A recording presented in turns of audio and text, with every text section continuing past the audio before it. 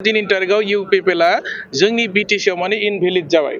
रावबो पाब्लिकआ एक्सेप्ट खालामला थांनाय 5 बोसोर बिथांमोना डेभेलपमेन्टनि जेबो खामानि मावनो हायाखिसै। खोथा बुङै बुङै डायलग मारिनानै mission vision meeting and planning बेखिनिल' माने इउपिपिएलआव सोलियो आरो mission vision planning and training and meeting बेबायदि मोनबासो सोदोबजोंनो बिथांमोना थांनाय 5 बोसोर बिथांमोना गल्डेन मोनसे चान्स मोन्दोंमोन खामानि मावनायनि बिटिआर एकर्ड जाग्रोमोना बिथांमोनखौ रायजो राजाफ्रा माने खामानि मावनो सुबिदा होदोंमोन।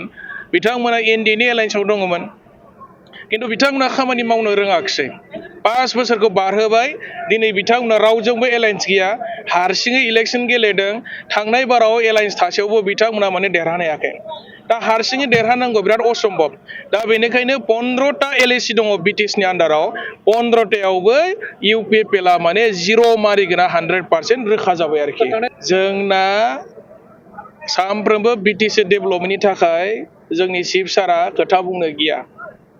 सिगां जोंना बिटिसिनि सार्थआव जाखिनि खोथा बुंनांगौ सोरबा लिडारनि खाथियाव बेखौ माने जोंनि चिफ सारा खुला खुलि गोसोजों बुङो आरोखि साहस दं खोथा बुंनायनि। रायजोनि सार्थआव जेखौ बुंनांगौ बे खोथाखौ जोंनि चिफ सारा बुङो खिन्थु पलिटिकेल सार्थनि थाखाय सोरनिबा खाथियाव गंग्लायनानै जोंनि चिफ सारा थाया। बेखौ नोंथांमोना बयबो मिथिखागौ आसामनि रायजोआ मिथिगौ बिटिसिनि पलिटिसियानफ्रा बेखौ मोनसे मोजां अबजारभेसनाव दङ आरोखि। जायफ्रा मोनगोन बिटिसि ओनसोलनिफ्राय 2026आव जायफ्रा मेट्रिक आरो हायार सेकेन्डारि परीक्षा लिरबाय अलरेडि बिथांमोननो माने जोंनिफ्राय फेलिसिटेसन खालामनाय जागोन गभर्नमेन्ट हिसाबै खालामगोन बेखौ।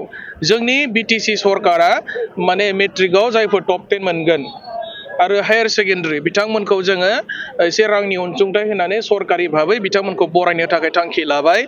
बिनि बादैबो पिएइचडि स्कलार बिथांमोननोबो स्कलारशिप होनायनि थांखि लाबाय आरो बिनि उनावहाय जायफ्रा माने एन्ट्रेन्सआव पास जागोन एमबिबिएसनि थाखाय मेडिकेलनि थाखाय बा सिभिल सार्भिसनि थाखाय बिथांमोन बायदि मेरिट थानाय स्टुडेन्टफोरखौबो जोंनि सरकारा माने स्कलारशिप होनो थाखाय दायो अलरेडि थांखि लाबाय आरोखि।